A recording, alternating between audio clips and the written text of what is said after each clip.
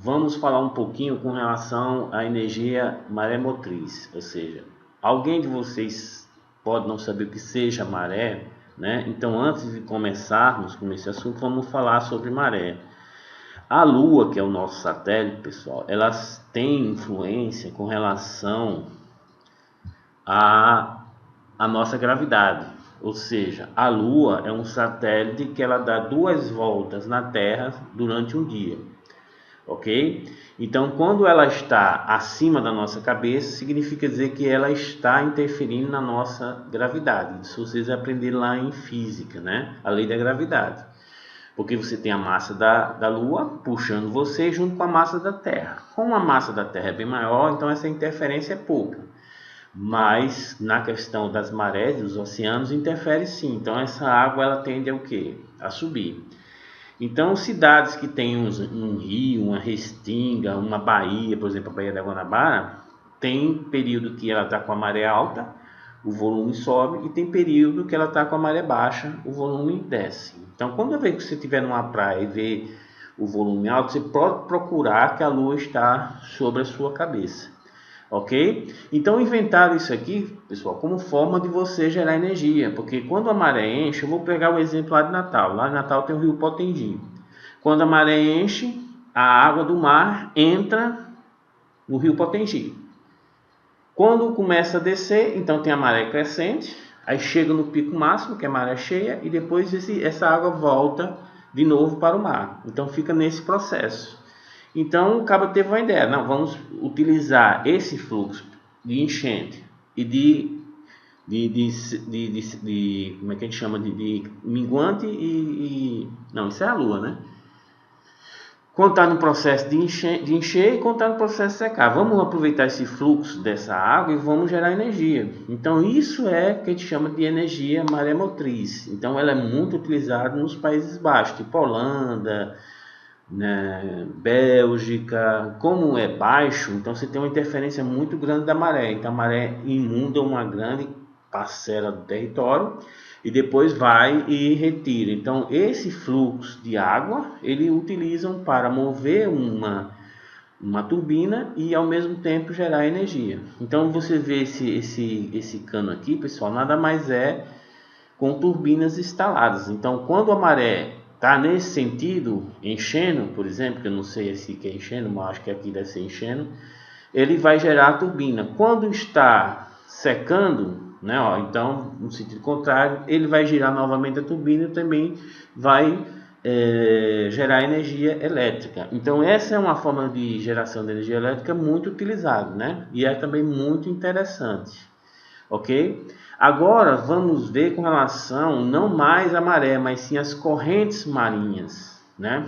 Pessoal, se você for olhar no Brasil com relação às correntes marinhas, nós temos uma quantidade tremenda de correntes marinhas, né? E por incrível que pareça, as correntes marinhas elas são mais seguras do que o vento. Então a corrente marinha sempre vai ter aquele fluxo, né? E independente se está no inverno, no verão, então o fluxo é muito constante. Então isso é mais seguro do que, por exemplo, a velocidade do vento, porque você pode estar gerando velocidade do vento e o vento pode acabar, passar por um processo de calmaria. Então, mas as correntes marinhas não. Aí aqui no Brasil, vocês podem verificar que tem esses pontos onde vocês têm medições de corrente marinha, né? Principalmente das velocidades. Então naquela região ali perto do Maranhão, do Belém, do Amapá, né? E algumas regiões próximas do Nordeste também vocês têm pontos de medição dessas correntes. Então essas correntes podem ter 100 metros de profundidade, 500 metros de profundidade. Então obviamente, claro, é evidente que quanto mais próximo da superfície, menos tecnologia você precisa para a instalação de uma turbina e geração de energia elétrica, né? Então é uma forma que o Brasil ainda está começando agora, ou seja, muitos países, principalmente o Japão, já tem várias usinas que usam a corrente marinha como forma de geração de energia elétrica. Aqui a gente está a passos de tartaruga. Por quê? Porque nós focamos mais na energia hidráulica, né? As hidrelétricas, o Brasil tem um potencial tremendo, né? Muito embora é um processo mais barato, creio eu, né? Não sei, porque realmente eu não aprofundei nessa questão de geração de energias com as correntes marinhas, mas creio eu que seja mais caro, porque você precisa de uma certa tecnologia, ou seja, você vai ter que instalar esse bicho em umas profundidades até razoável, e isso é muito complicado. Ok? Então nós temos esse artigo aqui com relação a essas medidas que eu peguei, vou passar para vocês darem uma lida e perceber a potencialidade das correntes marinhas como forma de geração de energia elétrica. Ok? Aqui eu tenho alguns exemplos, né? Eu tive que ampliar as fotografias, ela ficou um pouquinho. Isso aqui, pessoal, é uma usina de geração de energia, né, proveniente de corrente marinha. Isso aqui está na terra, mas isso aqui vai ser jogado no fundo do mar. Então ele vai chegar lá no fundo, vai ficar aí aqui, ó, essa hélice, ela é girada por uma corrente marinha, ok? Esse outro exemplo, você tem aqui, ó, como se fosse uma plataforma, né? Essa plataforma tem as turbinas instaladas, ó, elas vão girar, né? Essas turbinas girando, vão estar acopladas a um gerador que deve estar aqui dentro, né? Tem um processo de transmissão desse giro, né? E aqui você vai gerar energia elétrica. Então, olha o quanto é interessante essa forma de geração de energia utilizando a corrente marinha, né? Ó. Temos outros exemplos aqui, ó. Aqui você tem como se fosse um submarino, isso aqui vai ficar submerso, né? Então esses, vamos chamar isso aqui de submarino, já tem aqui o gerador acoplado a essa turbina que com a profundidade a corrente vai girar essas hélices, né? E vai transformar a energia elétrica em energia mecânica em energia elétrica. A forma de distribuição dessa energia, pessoal, eu andei dando uma pesquisada. Ela é muito boa, porque basta você colocar os cabos submersos. Então, isso aqui está, vamos dizer, 200 km da praia, né? Então, esses cabos vêm submersos, chegam na praia, continuam submersos, você coloca ou uma subestação elevadora, né, para transmitir para outro local mais longe, ou uma subestação de distribuição na cidade com 13.800 volts, né? Então é uma forma bem interessante de você gerar energia, né, de distribuição de energia, ok? Nas aulas anteriores nós trabalhamos com a questão de geração de energia, então vimos vários tipos de geração de energia elétrica: eólica, hidráulica, térmica, fotovoltaica, maremotriz, né? Aqui, pessoal, com a geração de energia, né, para você transmitir essa energia para o local de consumo, né, olha a vantagem de você estar trabalhando com uma das vantagens da usina térmica, porque ela é implantada onde você tem demanda de consumo, né? Já a energia hidrelétrica não, você tem a energia lá em Itaipu que leva energia para São Paulo, para lugares bem distantes. Então essa perda por distribuição, pessoal, a longa distância é muito complicado, né? Então aqui, para você levar essa energia para o consumidor, primeiro você vai ter que, depois da produção, basicamente a produção é em 13.800 volts, você vai colocar uma subestação, né, elevadora, que vai elevar essa diferença de potencial de forma que ocorra um transporte com menos perda possível, né? Que danado é a diferença de potencial, pessoal? É uma diferença potencial que você tem que causar para ter o fluxo de corrente. Imagina um cano cheio d'água, você coloca esse cano na horizontal. O que acontece com a água? Ela fica parada, porque ela não tem diferença potencial. Quando você inclina esse cano, a água tende a ir para um lado. É isso que o volts, né, a diferença potencial, o DDP, ele provoca para poder ter essa transferência de corrente, ok? Então aqui eu tenho a linha de transmissão, né, que vai alimentar ou um local, ou uma cidade, seja o que for, né? E cada linha de transmissão, pessoal, ela é dimensionada dependendo da distância que ela for transportar por uma diferença potencial. Então tem linha de transmissão com 60 mil volts, com 120, com 80, ok? Então essa diferença potencial vamos dizer assim, dimensionada, né? Dependendo da distância. Quando você chega num local que vai distribuir essa energia, você vai ter que passar primeiro por uma subestação, né, que a gente chama de abaixadora, ok? Ela vai retornar a essa diferença de potencial de 13.800, que é a diferença de potencial que alimenta aqui as cidades. Caso vocês tenham uma distância maior para percorrer, você pode também dimensionar essa linha de transmissão para outro local. Por exemplo, a energia que antigamente chegava em Guri, ela era transformada em 13.800, né? E era distribuída aqui em Boa Vista, era levada também para Alto Alegre, era levada para outros locais. Com a demanda, pessoal, o que foi que aconteceu? Estava ocorrendo muita perda de carga. Então tem vários processos que você pode colocar para aumentar essa perda de carga. Uma delas é banco capacitores, é você colocar uma termoelétrica, ok? Então aqui tivemos que aumentar a distribuição aqui de Boa Vista para Bonfim, porque estava uma perda de carga muito grande. Então nós criamos uma estação elevatória novamente para 60 mil volts para levar até Bonfim, lá uma outra subestação abaixadora, né, para poder distribuir para a cidade. Então perceba, pessoal, que tem caso que você tem uma casa debaixo de uma linha de transmissão dessa, o pessoal olha a energia passando aqui, eu não posso usar. Não é porque não pode, porque para você usar aquela energia você tem que passar por todo esse processo, e esse processo tem um custo muito elevado. Então, pessoal, o que acontece? Você diminuiu essa tensão, aí você pode trabalhar com a distribuição na cidade.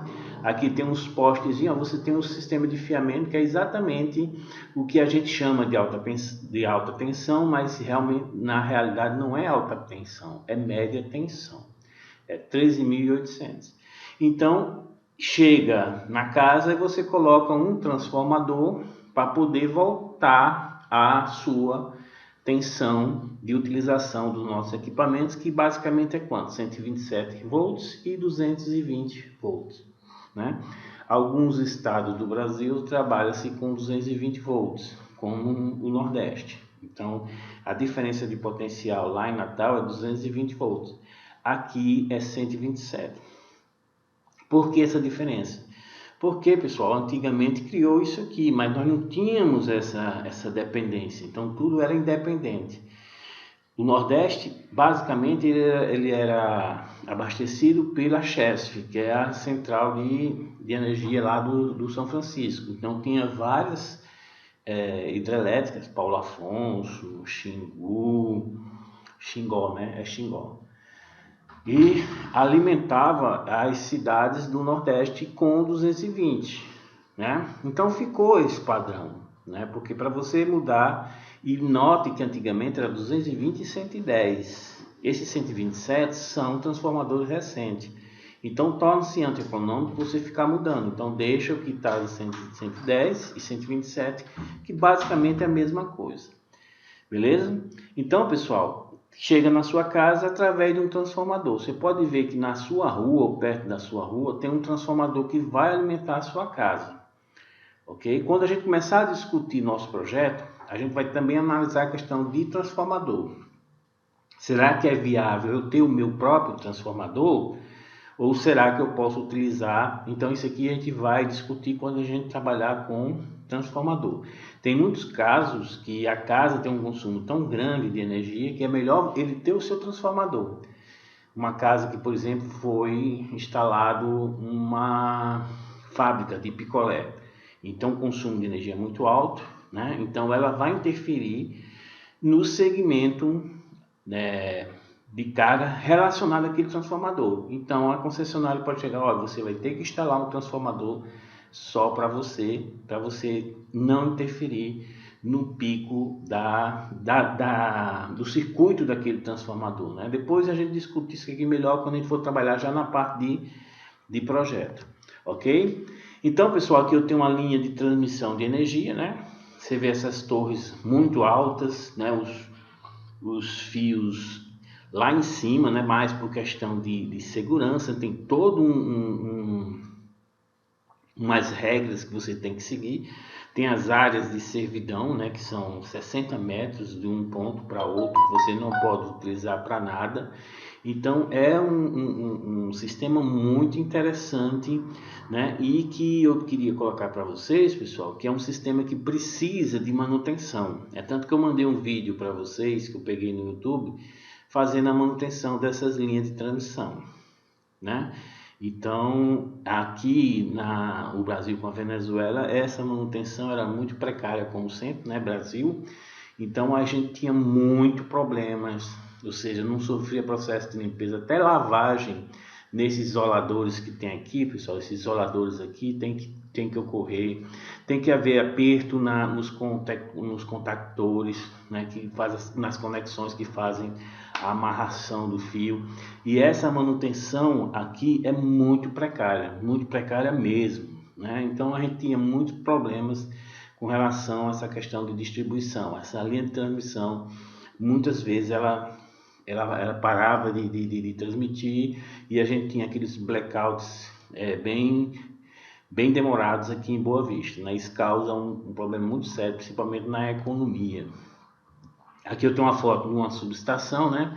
Creio eu que seja uma subestação de elevação, não tenho certeza, mas essa aí é uma subestação que vai ocorrer antes ou de uma transmissão ou de uma distribuição numa cidade. Uma transmissão logo após a geração de energia e quando vai chegar na cidade. Para vocês terem uma ideia, a cidade de Santa Helena do Guairém, ela utiliza esse mesmo leão de Guri. Então o que acontece?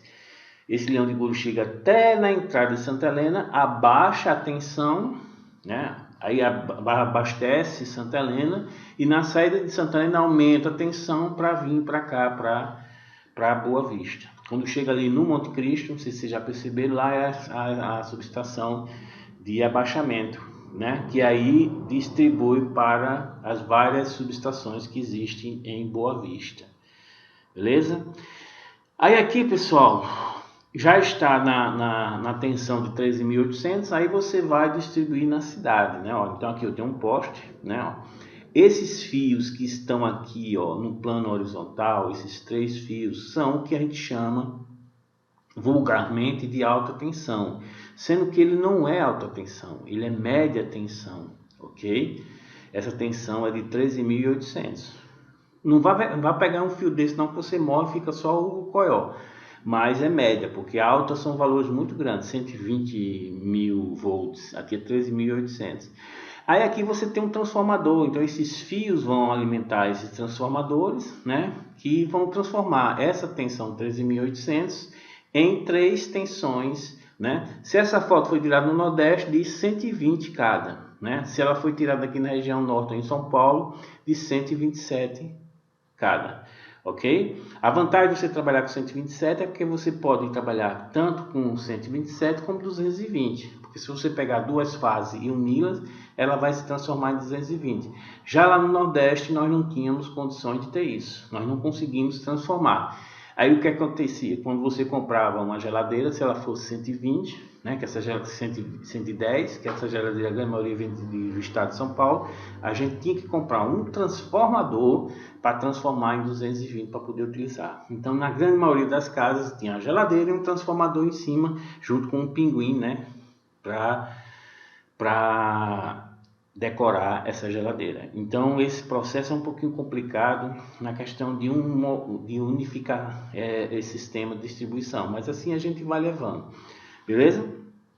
Aí a partir daqui, pessoal, é que vocês vão para a residência, que a gente vai trabalhar com relação ao nosso projeto, né? Vamos primeiro fazer uma análise, né? Porque, pessoal, vocês têm que ter uma consonância com a nossa distribuidora de energia, né? Que é a a Eletrobras Distribuição Roraima. Eu peguei isso aqui da internet, eu não sei se é Eletrobras, se é Boa Vista Energia. Então note que vocês têm que ter essa parceria, porque quando você pede a ligação de uma casa que vai colocar o medidor, né? Então tem várias formas de medição, né? Tem várias formas de você ter a energia na sua casa, se ela é monofásica, bifásica, trifásica, como é que eu vou construir a mureta, qual é o sistema que eu vou utilizar. Então, pessoal, isso aí vocês têm que ter essa parceria. Então, não faça um projeto sem antes pegar uns esquemas que você chega lá no balcão da concessionária, para você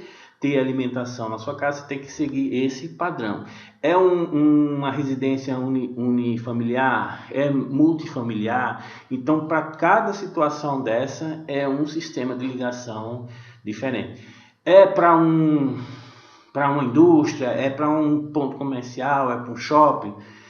Esse projeto com alta demanda, pessoal, não vai ser vocês que vão fazer, mas são vocês que vão executar. Então vocês têm que ter conhecimento com relação a isso aí que nós vamos discutir. E principalmente quem vai orçar é vocês.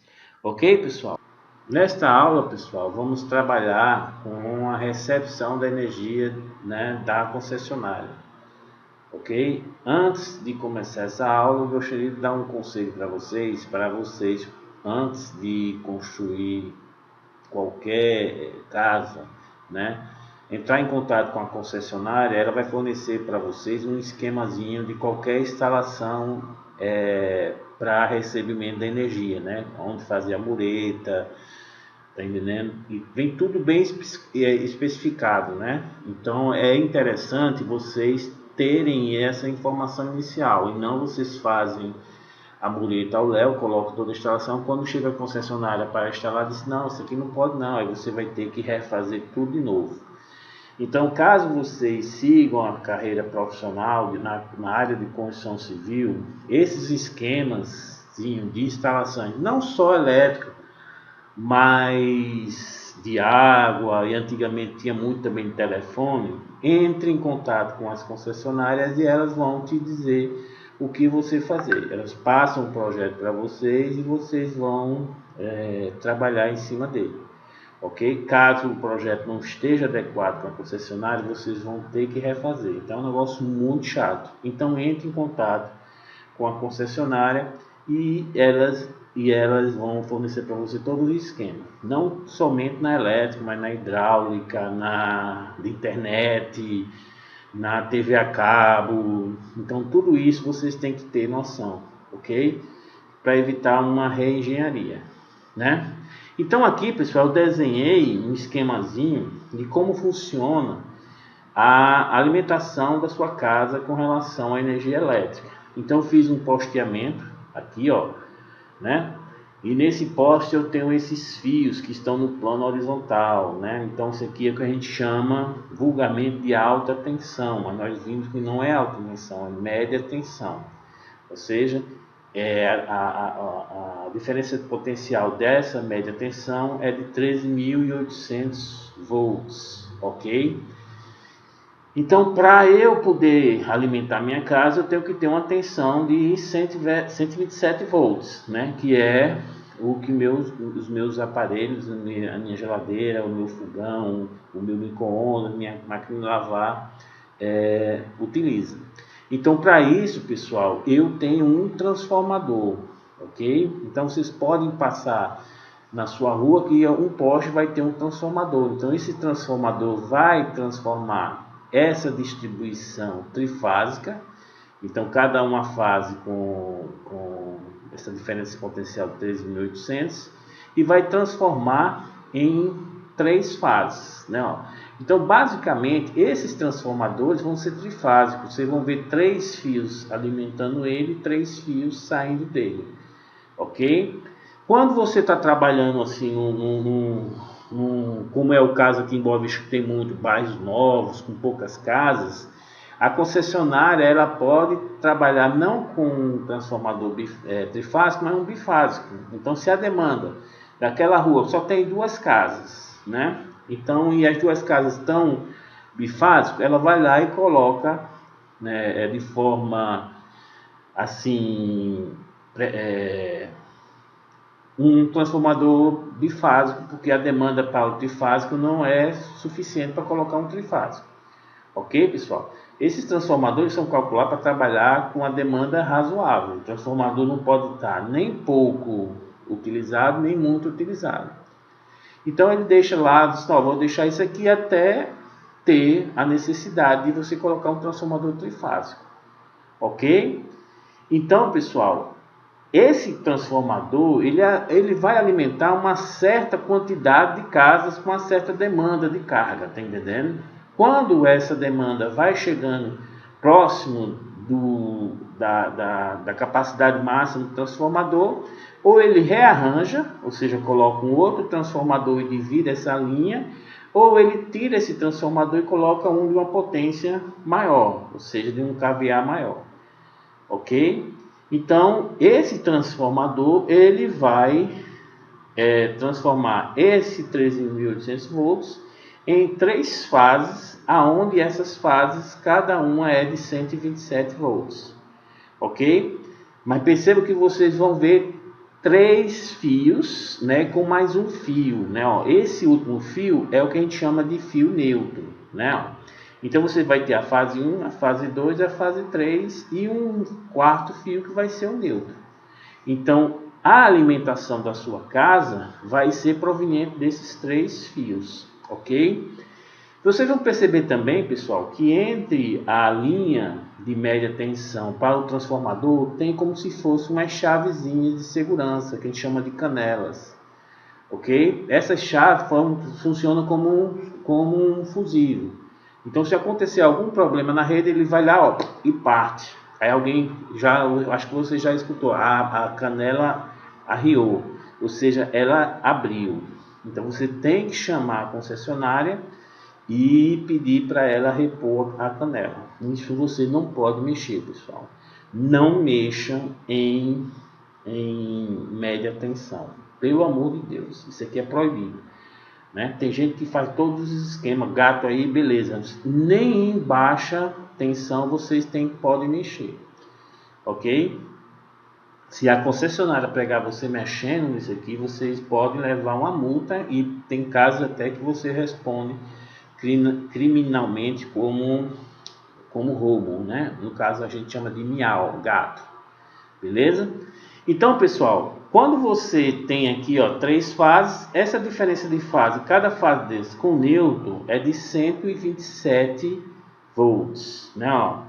E de fase a fase é 220 volts. Então perceba que aqui em Roraima você tem condição de ter uma tomada 127, né? E você tem condição de ter uma tomada 220. Então no seu projeto elétrico você vai especificar se há necessidade de uma tomada de 220, né? E a gente vai verificar que sim, porque se você tiver um equipamento que consome uma quantidade razoável de energia, é melhor você colocar ele nos 220. Um exemplo é o ar-condicionado. O ar-condicionado passou de 2.000 volts, de 2.000 BTUs, 2.000 volts, ó, vixe Maria, de 12.000 BTUs, então na sua grande maioria eles são 220, né? Porque eles têm uma força eletromotriz maior, então ele precisa de 220, que é mais fácil dele funcionar com 127. Mas você ainda encontra ar-condicionado com 7.500 BTUs até 9.000 BTUs em 127, né? Ó.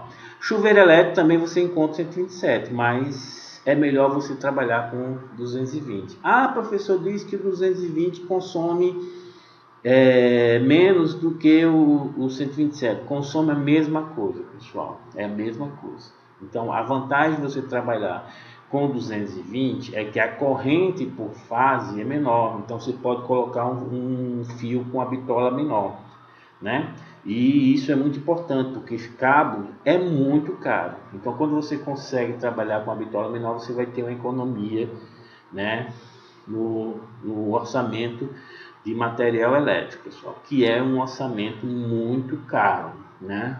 Vocês podem perceber que quando a a construção do que você está responsável começa a chegar na parte de equipamento, você tem que começar a se preocupar com os materiais elétricos. Sempre chega o sócio e quer levar o material elétrico que você está guardando lá. Então é uma coisa meio complicada, porque são muito caros.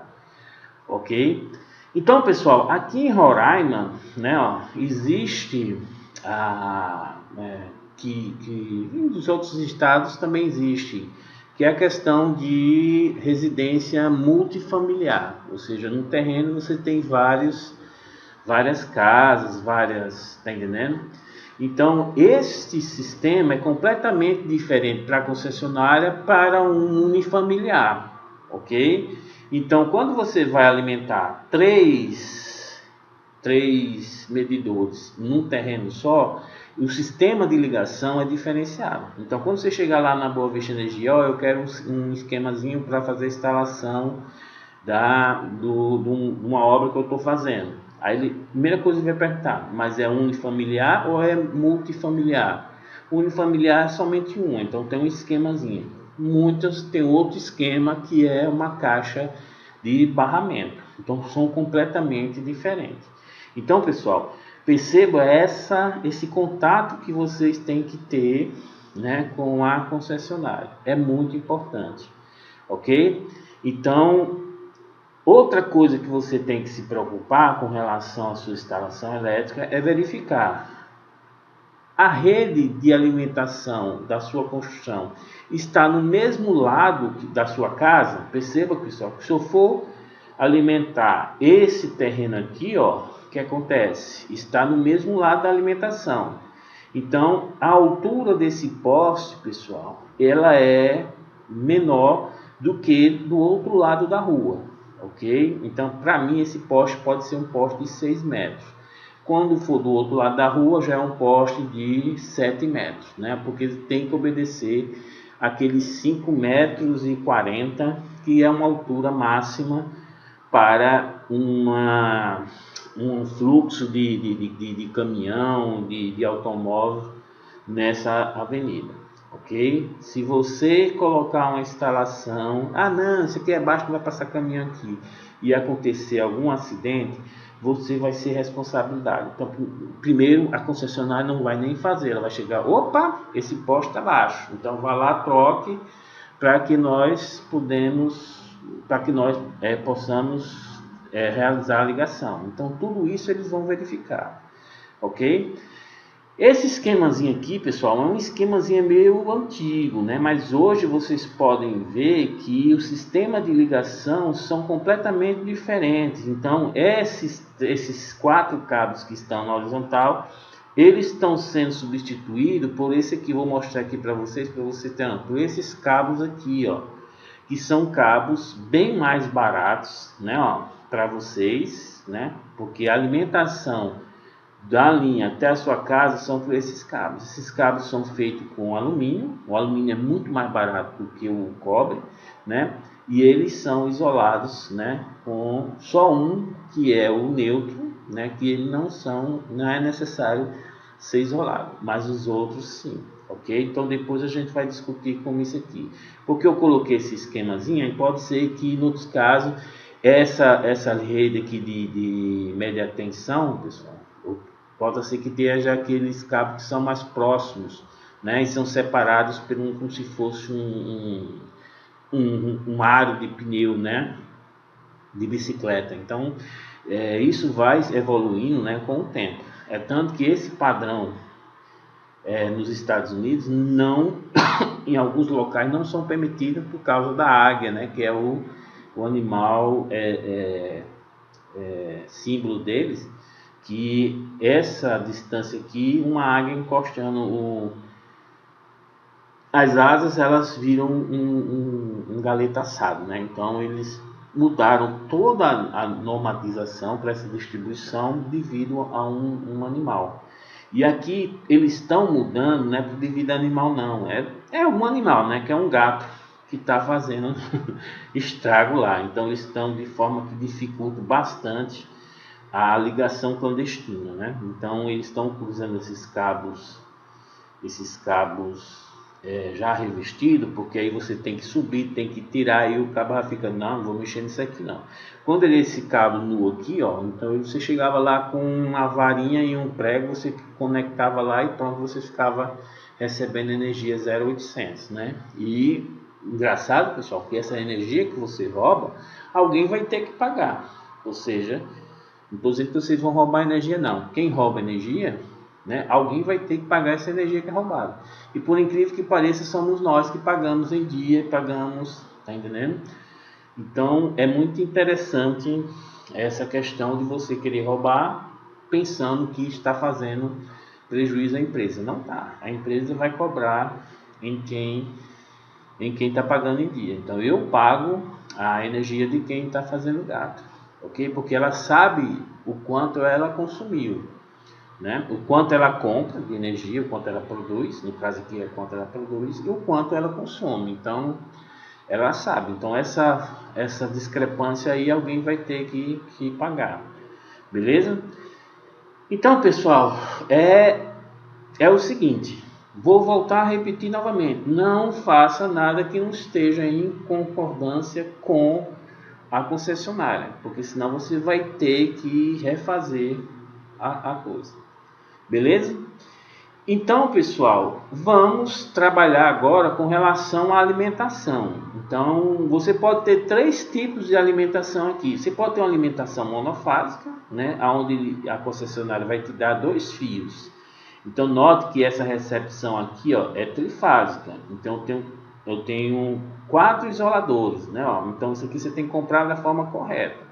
A minha ligação é trifásica, então ele vai dar uma chapa metálica com 4 posições para isoladores, né? Porque nesse caso trifásico você vai receber as 3 fases: fase 1, fase 2, fase 3 e o neutro, ok? E se você escolher bifásico, você vai ter que comprar essa chapa com 3 isoladores, né? Ó, 2 fases e um neutro. E o sistema monofásico, onde você só vai receber uma fase, né? Ele vem com um isolador para o neutro e um isolador para uma fase, ok? Essa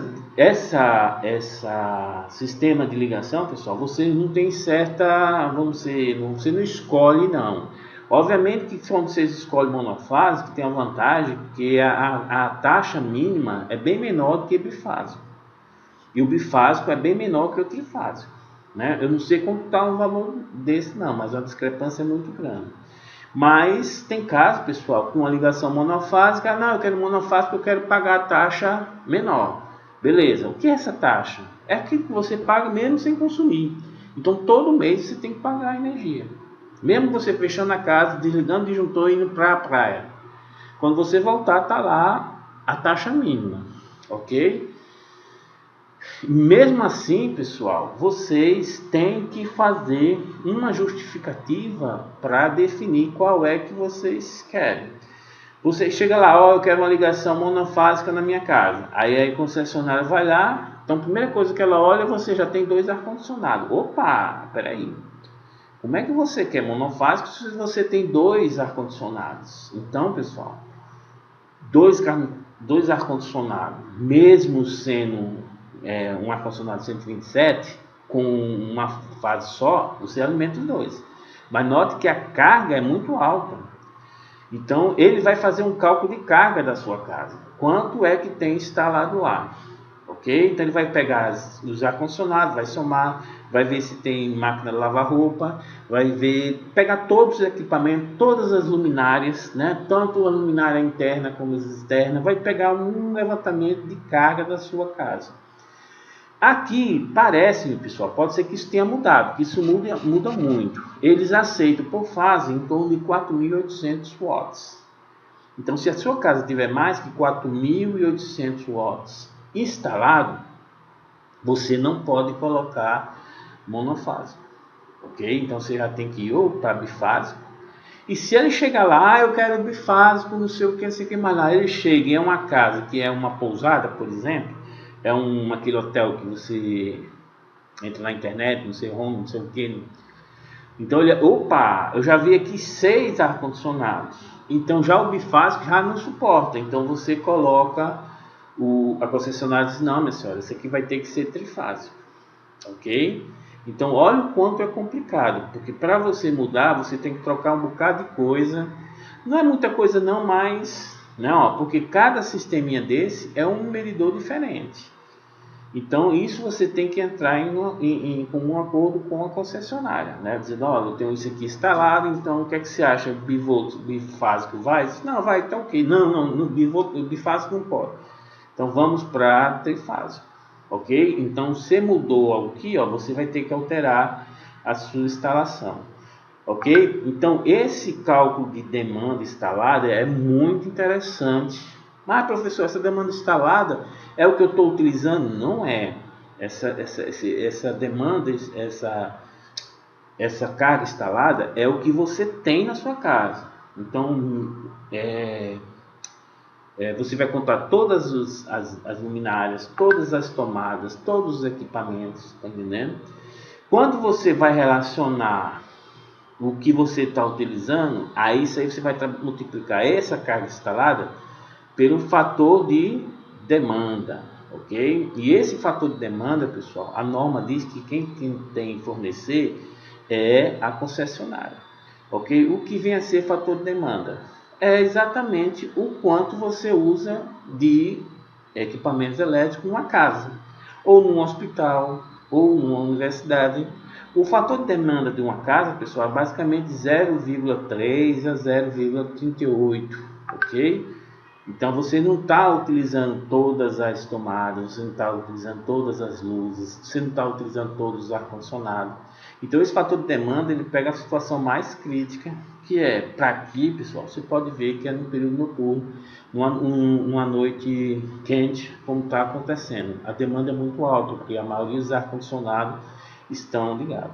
Na universidade o fator de demanda é quase 1. Porque quando você tem tudo funcionando, os ar-condicionados, são mais de 2.000 ar-condicionados. Então você imagina aí o fator de demanda, né? Sem colocar o que? Os fornos nos laboratórios, equipamentos elétricos estão sendo utilizados. Então esse fator de demanda tem que ser muito bem calculado, né? Ó, pronto. Mas professor, se minha casa aqui eu transformei num home daquele hotel que você chega na internet e não sei o que mais lá, e ele reclamar não sei o que mais lá, porque você aumentou muito, né? E essa linha tá, menino, quando chega à noite, os vizinhos ficam reclamando que o meu consumo é muito excessivo, tá entendendo? Então, as outras residências que estão ligadas nessa linha relacionada a esse transformador, pessoal, ele sente, né?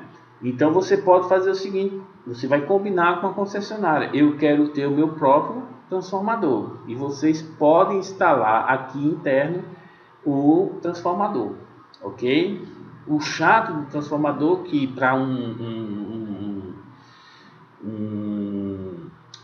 uma residência ou um ponto comercial que tem a questão estética como prioridade, não é muito legal. Como é que você vai esconder um trambolho desse? Tá entendendo? Mas tem casos em indústria, né? Ó, você tem que ter o transformador. Aqui, a maioria das empresas que trabalham com vidraçaria, que faz têmpera de vidro, tiveram que sair de Boa Vista e ir lá para o distrito industrial.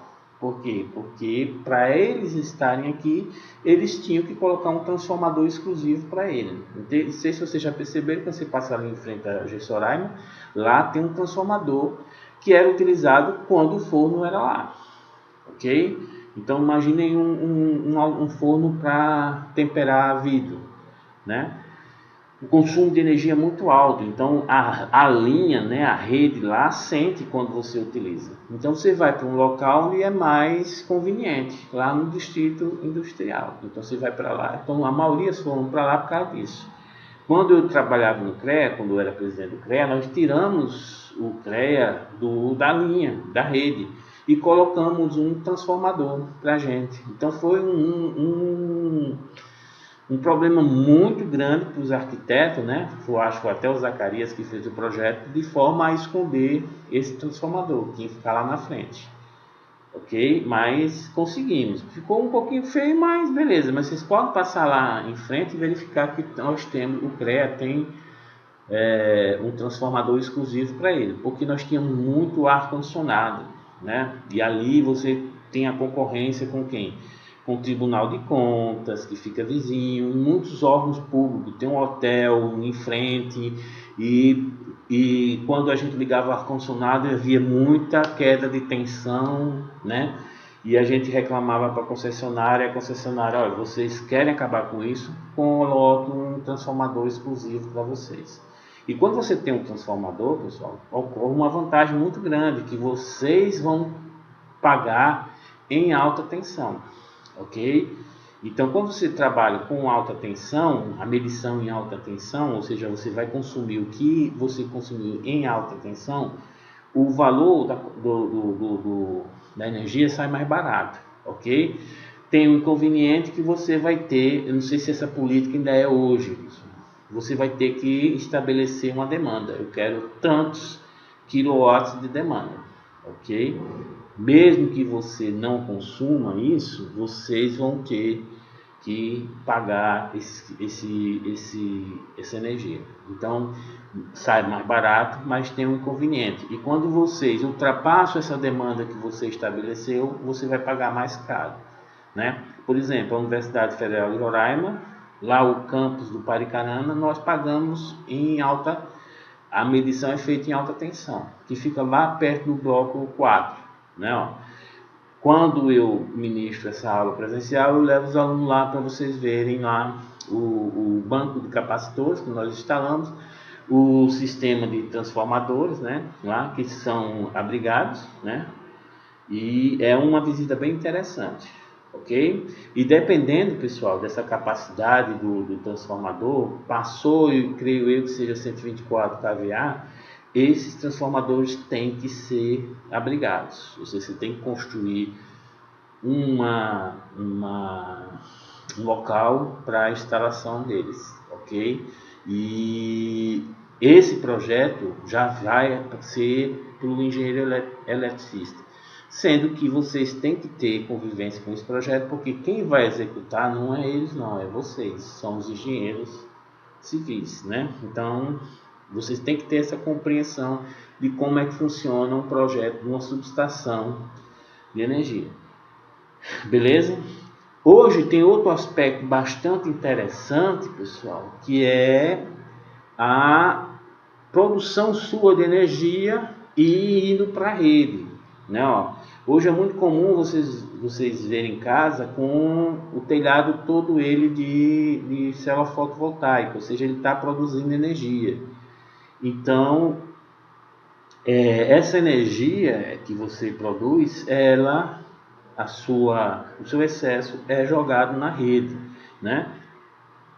Então tem um sistema de medição diferenciado. Você tem a medição que você está consumindo e você tem a medição do que você está jogando na rede. Então, quando você vai pagar a conta, eles fazem essa diferença. Você me deu tanto, mas você consumiu tanto. Você só paga a diferença. É uma coisa nova, né? É uma coisa, não é muito complicado, mas eu vou me informar para ver como é que funciona bastante, fazer um esquemazinho. Então você pode utilizar o seu telhado para a geração de energia fotoelétrica e você alimenta a rede de dia com essa energia em excesso, ok? A instalação de um projeto desse é muito caro, mas com o tempo, em um tempo não muito grande, você retira todo ele em economia. Okay. Na casa do professor Roberto, ele tem em cima da garagem são 9 placas fotovoltaicas. Ele pagava R$800 de energia, agora está pagando 100 e pouco, ou seja, é uma economia bastante considerável, sendo que ele gastou uns 20 mil, mais de 20 mil para instalar essa geração aí, esse projeto de fotovoltaico, né? Mas com o tempo ele vai retirar, ok? Então, pessoal, basicamente é isso. Então, eu trouxe aqui um esquema de como é que funciona um transformador, né? Ó, esse transformador, pessoal, são constituídos de várias bobinas, ó, né? Então esses elos de bobina que eu tenho aqui, relacionado com esse elo de bobina que eu tenho aqui, você tem a transformação de voltagem. Então, se eu tenho 13.800 volts, aqui a quantidade de bobina é muito grande e aqui é em proporcional a 127, ok? Isso aqui pode ser um transformadorzinho, pessoal, para você alimentar o celular. Aqui ocorre também uma transformação, então tem esse esquema aqui, ok? Então, a quantidade de elos N, né, 1 vezes a diferença potencial aqui, vai ser igual a quantidade de elos aqui vezes a diferença de potencial. Então você consegue relacionar essa variação de tensão. E o transformador ele pode trabalhar nos dois sentidos. Você pode trabalhar nesse aqui, passando 13.800. Obviamente que isso aqui não é de um transformador para essa diferença potencial.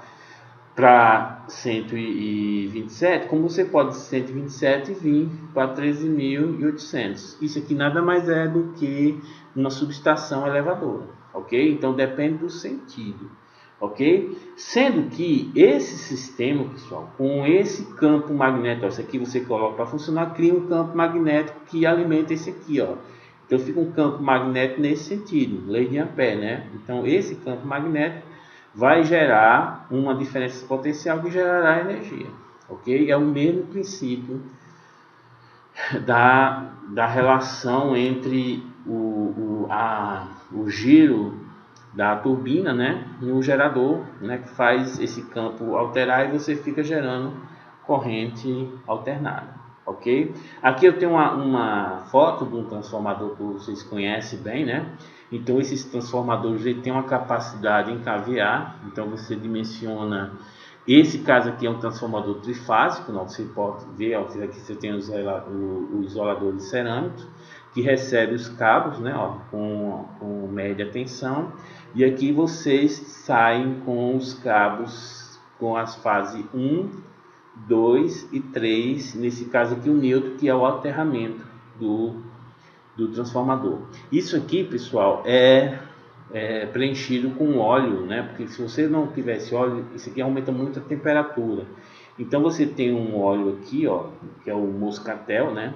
Na grande maioria dos casos, que é um óleo altamente cancerígeno, né? E no Rio de Janeiro o pessoal roubava esse óleo para fritar pastel lá na Central do Brasil, para você ver o quanto é. Então beleza, vamos lá. E nesse caso aqui, pessoal, você tem isso aqui que são as aletas, né? Porque esse óleo ele tem que ser refrigerado. Então aqui o óleo esquenta, então quando o óleo é quente ele tenta subir e aqui você refrigera, né, nesse sistema de aletas. Isso aqui nada mais é do que um trocador de calor. Então perceba, pessoal, que essas aletas de vez em quando você tem que limpar. Então o transformador tem uma manutenção, né? Tanto no transformador como nesses isoladores cerâmicos você tem que limpar. Então para tudo, aí pega uma máquina de pressão e faz uma lavagem. Eu já encontrei ali em frente ao Nupenge, tem esse trocador de calor que está cheio de ninho de passarinho, mas cheio mesmo. Então isso aí diminui a eficiência dessa troca de calor, né? Então, desse resfriamento. Então essa manutenção vocês têm que fazer sempre. Então quando a gente for trabalhar com subestação abrigada ou subestação aérea, a gente vai ver isso aqui. Quando vocês vão para o interior, né, e vão verificar os transformadores, nota que você só tem uma recepção aqui, ó, de cabo, ou seja, nesse caso, esse transformador é monofásico, ok? Então, é somente você com esse transformador você só pode gerar 127, né? E é uma coisa que a gente vai trabalhar, pessoal, que é na parte de distribuição e eletrificação rural, né? Que é um negócio complicado, porque você tem uma distância muito grande, né? E por questão de economia, eles colocam essa distribuição monofásica.